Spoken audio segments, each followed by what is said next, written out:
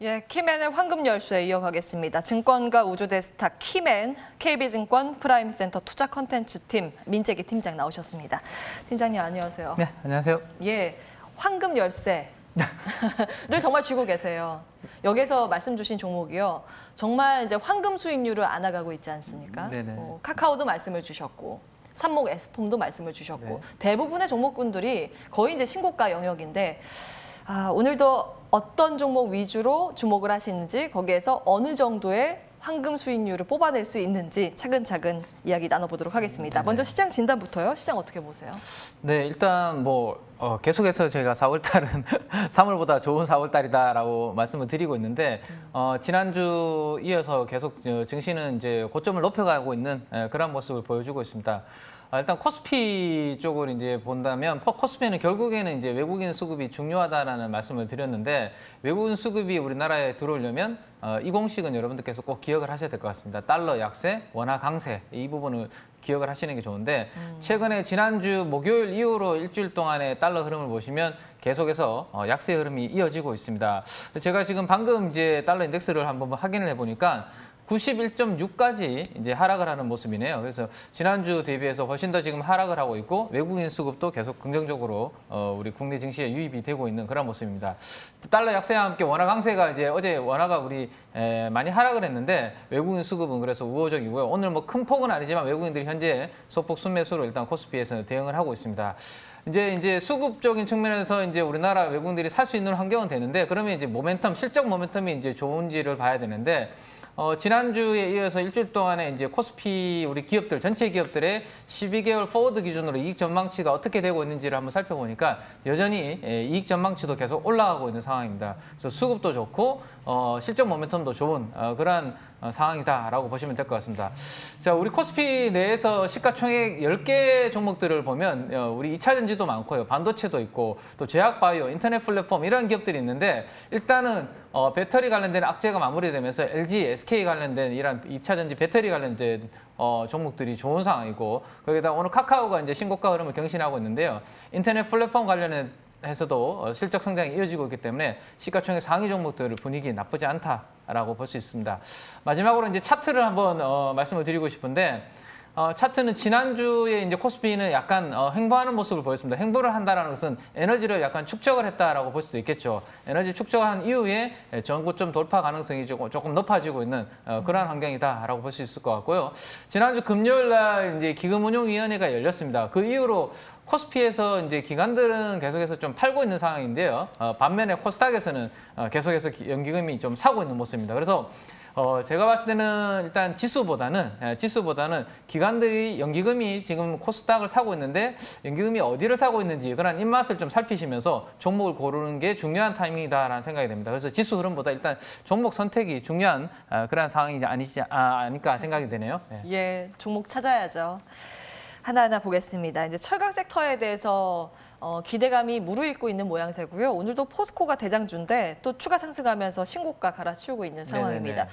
투자 매력도 측면에서 철강주 늦지 않은 걸까라는 궁금증과 그 안에서 탑픽은 무엇일까라는 부분이요. 체크해 주신다면요. 네, 늦지 않은 것 같습니다. 오, 예. 네. 철강주는 제가 봤을 때는 우리 시클리컬 업종 내에서 여전히 신규로 관심이 있으신 분들도 계속해서 분할로 관심을 두셔도 되는 그런 구간이라고 생각이 됩니다. 일단 지금 이제 철강은 중국 쪽의 이슈가 제일 중요한데 미중 간의 갈등으로 인해서 이제 중국은 수출보다는 내수 부양, 내수 진작에 이제 신경을 써야 되는 그런 상황이죠. 그래서 내수 경기 활성화를 위해서 중국은 인프라 투자를 열심히 할 수밖에 없는 그런 상황입니다.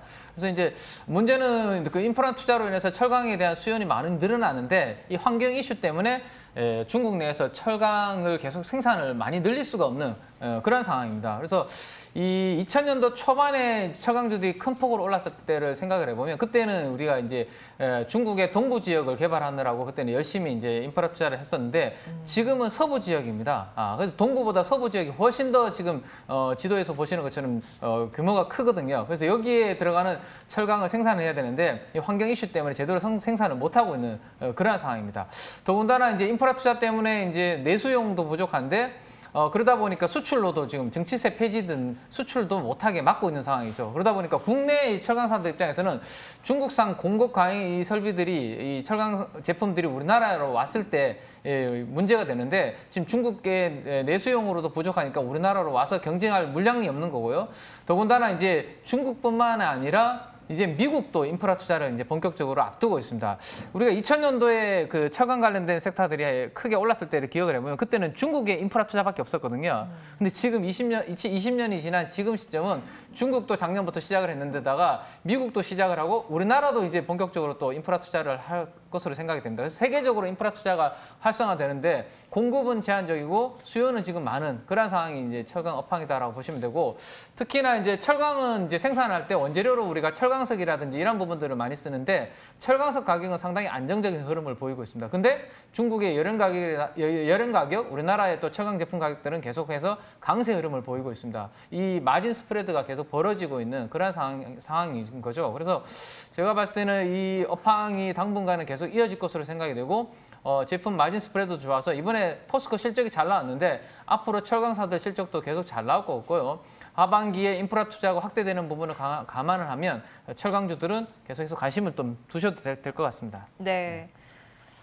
철강 쓸 때는 많은데 우리 경쟁국인 중국에서는 또 수출하는 기업들 세금 환급해줬던 거 증치세도 이제 안 한다고 하고 그렇죠. 네. 굉장히 한국 철강 산업계에는 유리한 환경이 조성되고 있습니다. 근데 기업들이 굉장히 많은데요. 탑픽은 뭐라고 보세요? 제가 봤을 때는 뭐 가장 편안하게 할 수 있는 것은 포스코를 그냥 사시면 될 것 같아요. 지금 포스코가 0. PBR 0.5배거든요. 예. 근데 이 정도 분위기고 전 세계적으로 인프라 투자로 철강 수요가 폭발적으로 늘어나는데 중국에서 생산하는 물량이 제한적이다. 그러면 PBR 제가 봤을 때는 한 0.8배에서 1배까지도 장기적으로 갈 것으로 기대가 되거든요. 그래서 오히려 가장 안정적으로 편안하게 할 수 있을 것 같습니다. 신고가를 달리고 있는 철강 관련주 늦지 않았다. 포스코 탑픽으로 찍어주셨습니다. 다음 이어가겠습니다. 지금 진단키트주가 다시 한번 빼꼼 고개를 밀면서 네. 시장에서 이제 주목받기 시작했는데 사실은 이제 고점 대비했을 때 턱없이 부족한 상승률이긴 해요. 네. 이제 추가적으로 상승의 룸이 남아있을지가 궁금한데요. 저는 일단 이 진단키트 관련해서는 좀 일시적으로 봐야 되지 않을까 싶습니다. 단기 관점에서. 예, 단기 관점에서 보는 게 맞지 않을까 싶고 조금 전에 말씀드렸던 철강과는 전혀 다른 좀 분위기로 말씀드리고 싶거든요. 예. 그리고 우리가 이제 백신이 보급되면서 진단 키트주들이 한번 좀 안 좋았던 경험을 우리가 받지 않습니까? 그죠? 주가 흐름 봤기 때문에 지금 당장 우리가 코로나 확진자 수가 늘어나고 야 이러면 조기 진단 키트라도 자가에서 할 수 있는 자가 진단 키트라도 보급해서 빨리 이 부분을 해야 되지 않겠나라는 이 부분이 이슈가 되면서 지금 진단 키트 관련주들이 올라오고 있고 특히나 백신 보급이 상당히 좀 늦어지고 있죠. 그리고 이슈도 좀 발생을 하고 있고 이 부분 때문에 단기적으로 모멘텀이 발생을 하고 있는데 시간이 지나면 지날수록 결국에는 백신 보급은 이제 확대가 될 것이니까 이 진단 키트에 대한 수요는 점차 상대적으로 좀 감소할 가능성이 높고 모멘텀도 줄어들 가능성이 좀 있을 것 같습니다. 그래서 이 진단 키트 관련주들은 좀 발빠른 매매가 가능한 고수분들만 그냥 단기적인 대응이 필요한 그런 부분인 것 같아요.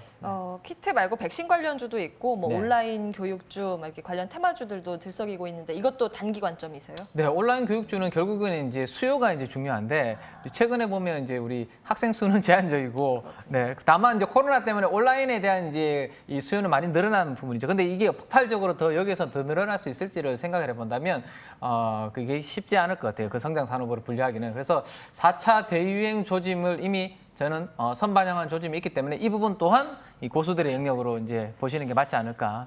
네, 생각합니다. 그러면 이 다음 섹터에서는 투자 힌트가 나올 수 있을지 한번 보겠습니다. 게임주에 대해서 요즘 긍정 리포트가 많이 올라오고 있는데요. 판단은 어떠세요? 게임주는 이제 코로나가 이렇게 다시 확산이 되면 집콕하는 이제 분들이 늘어나니까 집에서 이제 영화 보거나 게임하거나 이제 보통 많은 분들이 그렇게 하니까 게임주에 대한 수요는 이제 모멘텀은 긍정적이다라고 생각은 되는데 게임주를 보실 때 중요한 부분은 이제 신작에 대한 신규 게임을 출시하는지 그 모멘텀이 있는지가 중요한 것 같습니다. 그 게임주를 볼 때. 그래서 게임 회사 중에 신규 게임 모멘텀이 있는 회사들 중심으로 여러분들께서 좀 보시는 게 좋을 것 같고요. 일단은 조이시티라는 종목이 있습니다. 올해 이제 2분기, 3분기, 4분기가 지금 남아 있는데 각 분기마다 하나의 신작을 이제 출시할 것으로 이제 예정이 됐기 때문에 신작에 대한 기대감이 일단 생길 수 있는 그러한 종목이다라고 볼 수 있을 것 같아요. 기존의 그러면 게임들은 어떠냐? 기존의 게임들도 매분기 매출이 상승하고 있다는 점도 주목할 부분이다라는 생각입니다. 그래서 신작 제외하더라도 기존 게임도 매출 괜찮고요. 또 하나 최근에 웹툰이 상당히 좀 테마죠. 근데 이 조이시티는 이 IP 기반으로 웹툰도 지금 하려고 하는 움직임이 있거든요. 그래서 게임 플러스 웹툰의 IP 가치까지 부각이 될 수 있는 그러한 게임주로 조이시티는 한번 관심 있게 한번 공부를 해볼 만하다는 생각이고, 네오이즈 홀딩스라는 회사가 있는데 네오이즈 홀딩스도 보유 순현금, 그다음에 네오이즈 게임 회사 네오이즈의 지분 가치를 감안하면 지금 시가총액이 그렇게 비싸지 않은 편이기 때문에 이 두 종목 정도를 한번 게임주 중에서는 한번 공부를 해보실 필요가 있지 않을까라는 생각입니다. 예. 단기 테마성 움직임보다는 추세적으로 실적을 낼 수 있을 만한 기업과 긴 호흡으로 테마를 탈 수 있는 기업 말씀을 주셨고요. 철강주 다 좋은데 포스코 탑픽으로 주셨고, 게임주 안에서는 선별적인 신작 모멘텀 가지고 있는 걸로 골라주셨습니다. 조이시티와 네오위즈 홀딩스 기억해 보겠습니다. KB증권 프라임센터 투자 콘텐츠팀 키맨 우주대스타 민재기 팀장과 함께했습니다. 고맙습니다. 네, 감사합니다. 예, 출발 성공 투자 오늘 준비된 순서는 여기까지입니다. 시장 바닥 다지고 올라오는데요. 코스피가 꽤 강하게 상승세를 그려가고 있습니다. 이어지는 순서들을 통해서 오늘도 MTN과 함께 성공 투자하시기 바라겠습니다. 시청해주신 여러분 고맙습니다.